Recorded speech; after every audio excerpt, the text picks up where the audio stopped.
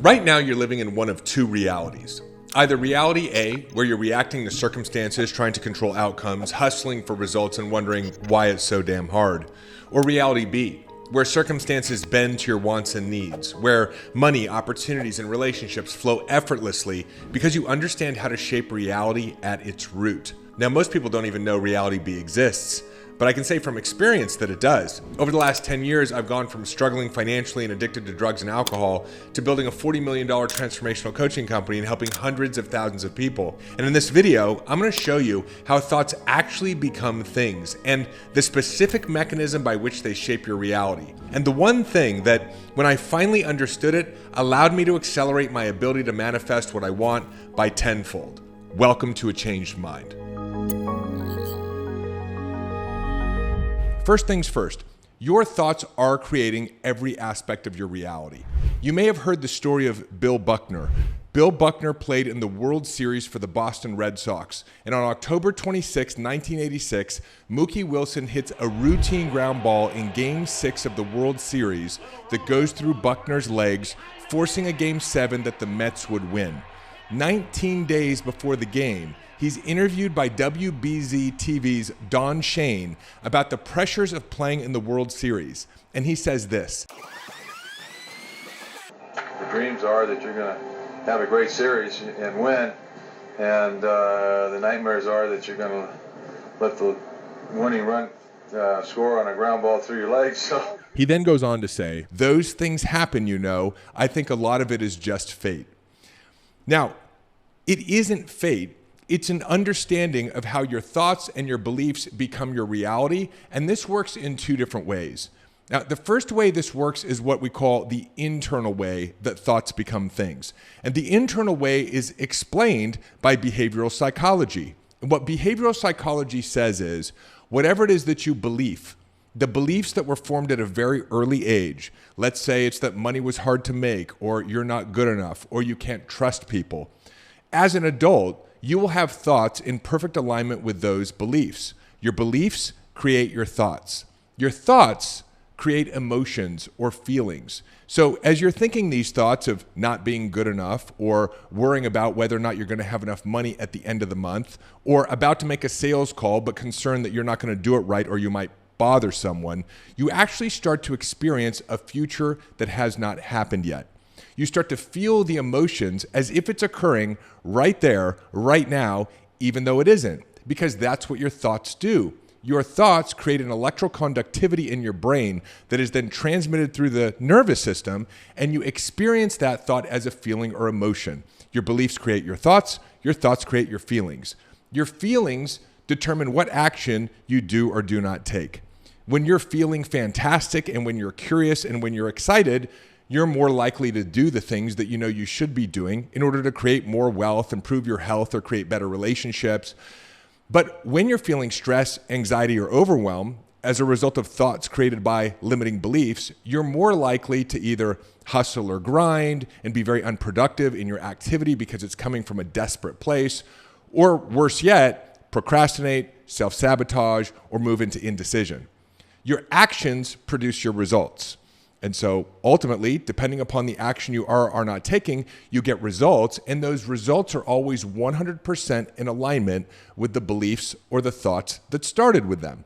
So for example, if you're feeling like you're not good enough and you're feeling not good enough, and therefore you're not taking the proper action, or you're showing up from a place of personal insecurity, you're more likely to not produce the results that you're trying to produce. And then when you observe yourself not producing those results, you go, see, I didn't know how to do it right, or there's something wrong with me.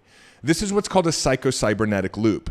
There's nothing actually wrong with you. It's just that your thoughts are creating your reality. What you believe is producing thoughts. Those thoughts create emotions. Those emotions determine action. Those actions produce results. And those results, 100% of the time, reinforce the belief that actually created them. And we make the big mistake of thinking that the results in our life are determining how we feel or what we think, when in reality, how we think and what we feel is the root cause of the results that we are or are not producing in our life. Now, this is the internal mechanism. Again, based in behavioral psychology, there's nothing woo-woo about this. What you believe, you will then become the instrument of producing in your life. Now, what's also happening, and this gets into the idea of law of attraction and vibration and resonance, is that as you're thinking these thoughts, which are determined by your core beliefs that you established when you were younger, you're actually activating electricity in your brain. Your brain consists of a lot of different things, but the piece that's of interest for us is neurons and synapses. You have these electrically excitable cells in your brain, and you have these connections between them. And whenever you have a thought, you're activating these neurosynaptic connections in your brain, and there's actually an electrical or vibrational phenomenon that occurs. That, as I mentioned before, is then sent through the nervous system so that you experience the thought as an emotion, which is also an electrical phenomenon. And so you're having over 60,000 thoughts a day. All of your thoughts are manufacturing emotions, and you're essentially an electrical, vibrational, mechanical being walking around putting off a vibe every single moment of your day. And the quality of the vibration or the resonance that you're putting off is determined by the quality of your thought or emotion. And so we live in a vibrational reality. Now, this is a metaphysical perspective. And what that means is that while everything seems very separate and everything seems very physical, science actually tells us that when we look deeply at the physical world, it's not that physical at all. I remember my third grade science teacher explaining to me that the world is composed of molecules, and molecules are made of atoms, and atoms are made of a nucleus that consists of neutrons and protons, and a series of electrons that rotate around the nucleus of the atom, and you have an atom, and that metaphorically speaking, the size of the atom would be like putting the nucleus of the atom the size of a basketball in the middle of a football field, and the electron would be the size of a tennis ball rotating in the parking lot.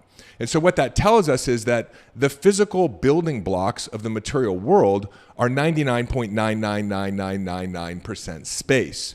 And what we're learning through the quantum mechanical model and being able to look even more closely at the physical stuff is that the physical stuff, the particles, the protons, the electrons, the photons, are only physical sometimes.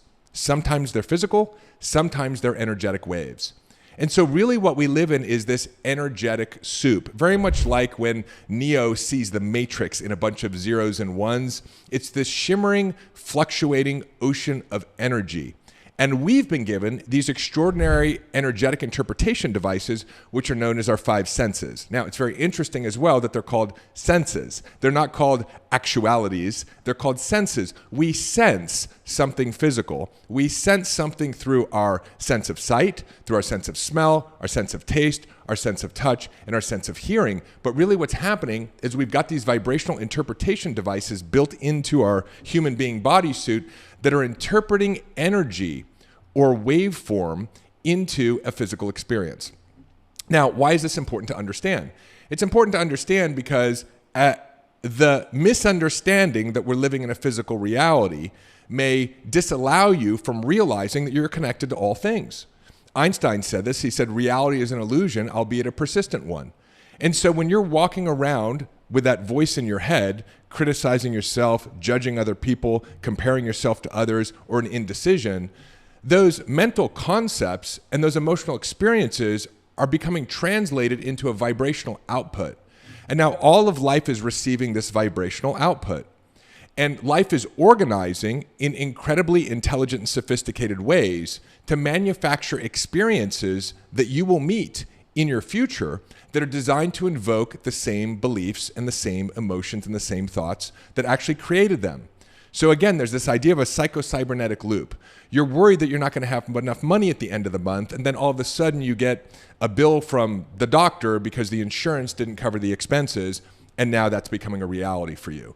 You're sending off a signal or a vibration that's being received by all of life itself, and life is organizing to create coincidences and synchronicities to manufacture experiences that'll invoke the same thoughts and emotions from you that you had when you started the experience in the first place.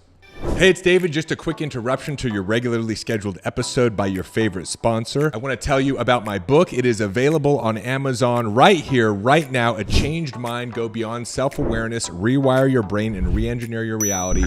In this little book are all the frameworks, the tools, the methodologies that I talk about on this show and that I've used to actually change my mind and that tens of thousands of other people have used to transform their bank accounts, their businesses, their relationships, their health, their spiritual connection, everything that you want to achieve. This is the way to achieve it. And Amazon has done us a good one right now. It's significantly discounted. So you can go and pick up your copy, or better yet, pick up a copy for a friend too. There's nothing better than giving the gift of transformation right now. Hop on over to Amazon. There's a link in the show notes. And if you love the book as much as I loved writing it for you, do me a favor, let me know that and leave a review. And now, back to your regularly scheduled episode. So again, this is the external mechanism of how thoughts become things. Napoleon Hill talked about this in his book, Think and Grow Rich, where he studied the most successful people in the history of the world at that time and discovered a pattern, 13 things, that came down to really one unifying concept, which is the wealthiest, most successful people in the world thought differently. And what he discovered was their thoughts were creating their reality, and that most of humanity was caught up with thoughts of suffering, thoughts of personal insecurity, thoughts of financial insecurity, and so that's what they were creating, whereas a handful of people had learned how to master their mindset, create new thoughts and new empowered beliefs, and were creating extraordinary results. So this is how thoughts become things. So why isn't your reality changing even though you think you understand how law of attraction works? Now, this reminds me of about a decade ago when I first started getting into these concepts, and I recorded myself doing a bunch of affirmations and incantations. Money is easy to make. Money flows to me. I am rich and abundant. Every day in every way, I'm getting better and I'm getting wealthier. And not only did I record it, but I would listen to it in my car and I would basically scream in unison with these incantations and affirmations that I had created. And yet nothing was changing. The reason why nothing changes, even though you may understand law of attraction, is because your unconscious mind still has limiting beliefs or resistance in it. See, it's not that law of attraction doesn't work or it only works in some area of our life but not others. The challenge is that most people simply don't understand how they think. So it's important, if you want to start creating change in your external reality, if you want to become wealthier, if you want to become healthier, if you want to develop more clarity around your purpose or your spiritual vision, if you want to be able to attract your soulmate or transform the relationship that you're currently in into the relationship of your dreams, what's important to understand is that we have to become aware of the limiting beliefs or the resistance that we're thinking at an unconscious level if we want to create transformation in our lives. Now, this begs the next question. How do I become aware of some resistance that I'm not aware of? We teach a very, very helpful distinction, and it's called the two states of being. And the two states of being basically says there are two states of being, powerful states of being and primal states of being. Powerful states of being are when you are feeling or you are in a state of emotion that feels good. States like joy, curiosity, excitement, compassion, passion, calm, and peace.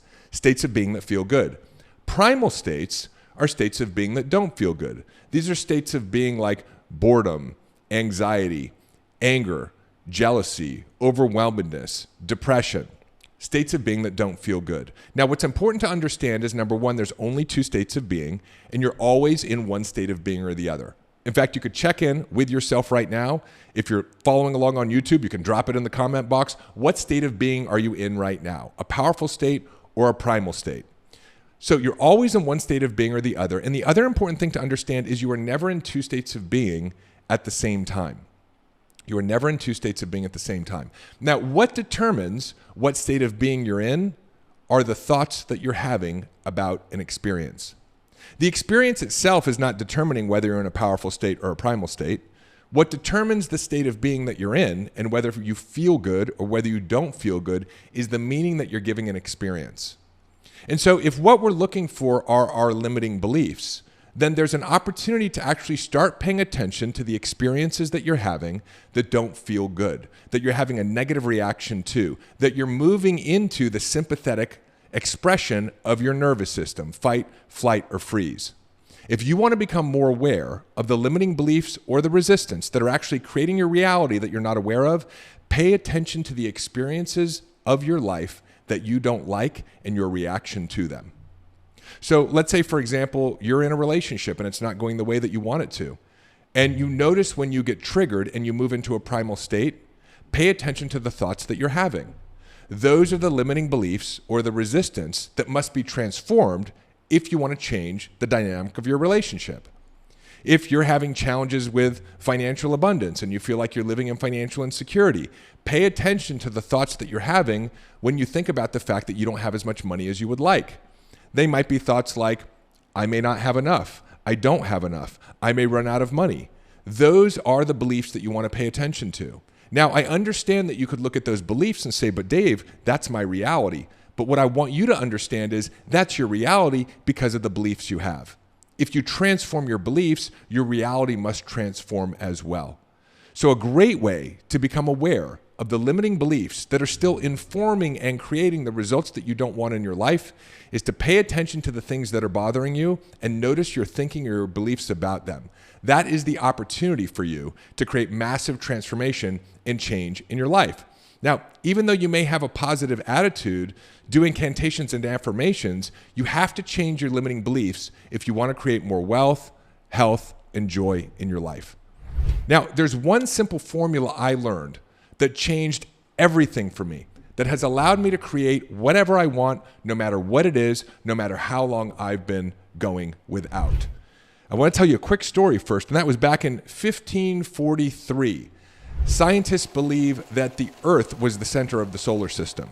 And they were basing all of their mathematics and physics off of this idea that the Earth was the center of the solar system. And in 1543, a guy by the name of Copernicus came along and said, look, your math is all wrong. And they all acknowledged the math is wrong. And he said the reason why the math is wrong is because the sun is actually the center of the solar system. And as soon as they did all of the recalculations, all of a sudden, all of the mathematics made sense. Well, what we've all been operating according to up until now is bad mathematics. See, people who came before us, or as we watch other people in the way that they're achieving quote unquote success, they taught us some bad equations. Equations like desire plus hustle and grind equals desired result. Or desire plus have enough money and have enough resources equals desired result. Or desire plus be born to the right family or have all of the luck or catch some lucky breaks equals desired result. And that's why we see so few people actually achieving their full potential and why so many people are not living in financial prosperity and abundance. We've been going about creating the results that we want to create according to bad mathematics. Desire plus find the perfect magic pill strategy or get smarter equals desired result. The good mathematics is this, and this equation absolutely changed the game for me and allowed me to integrate this idea of mastering law of attraction at a much deeper level. The equation is desire plus non-resistance equals desired result. If you can have a desire or a dream, and I know you do, your work is not to figure out how to actually create the result that you want. Your work is not to figure out how to overcome your autoimmune disease or chronic health condition. Your work is not to figure out how to get men or women more attracted to you by having the perfect profile on a dating app. Your work is not to figure out the perfect lead generation strategy to acquire more high qualified prospects to grow your business. Your work is to have a desire and then to identify the resistance you have to that desire. See, if you didn't have any resistance to what you want, you'd either be highly confident that you're going to be producing the result in the very near future, or you would have already produced the result already. There's a gap between what you want and the materialization of what you want in your life, and that gap is some form of resistance. Therefore, desire plus non-resistance equals desired result. What's the resistance? Well, it's some form of thinking because your thoughts are creating your reality. It's some unresolved limiting belief from your childhood. See, when a sculptor wants to sculpt a masterpiece, the sculptor doesn't take a bunch of clay and start smashing it together like a Mr. Potato Head, finding the perfect nose, finding the perfect eyes, finding the perfect mouth, and pushing a bunch of clay together to create the masterpiece sculpture. The sculptor takes a raw block of clay and removes what doesn't belong. And after he or she removes what doesn't belong, what remains is the masterpiece. You have a masterpiece inside of you right now. And the only thing that's covering up that masterpiece is unnecessary clay, is resistance. How do you become more aware of the resistance? Notice your negative reactions that move you into a primal state to the conditions of your life. And then use the tools that you have access to, so many that I've taught on other episodes on this channel, once you've identified the resistance, to let it go and transform it. Because the name of the game is desire plus non-resistant. That's how you produce the desired result. And the beautiful thing is you've already got the desire piece down. You've already been asking for money, haven't you? You've already been asking for a change in your life, haven't you? You've already been asking for better health or better relationships or more clarity or more spiritual connection. You do the desire piece automatically. A lot of people make the mistake of thinking they have to do all these vision boards or visualize every single morning. No, you've already placed your order with the divine mechanism. You've already told the system what you want, and you have emitted that vibration, and that communication has been received. You don't have to ask anymore. Your work now is the non-resistance. In fact, sometimes incessant asking is an indication that there's some resistance going on, that maybe you don't believe that this is how the system works, and that all you need to do is follow the thoughts, the inspirations, and the opportunities that show up on your pathway. And if you do that without resistance, you will 100% of the time, consistently and predictably, produce the desired result, no matter how big, no matter how long the absence of the desired result has been going on in your life, no matter what your personal history is or your traumas are. You will leave those all behind and produce the vision you have for your business, your relationships, your health, or your life, if you can just get into the practice of non-resistance. Got some other great videos on this channel around how to actually do that. And I want to thank you for allowing me to share this with you. If you love this video, do me a favor. If you're listening on the podcast platforms, leave me a rating and review. If you're here on YouTube, subscribe and make sure you smash that bell icon, because we're on this journey together. And you called forth this video. I know you've been asking. And so at some level, you've actually been practicing this non-resistance because this answer has shown up. If you love this video, share it with somebody else. I love you so much. I know that there's a masterpiece that is in the process of emerging from inside of you, and we're going to do this together. I'll see you in the next episode.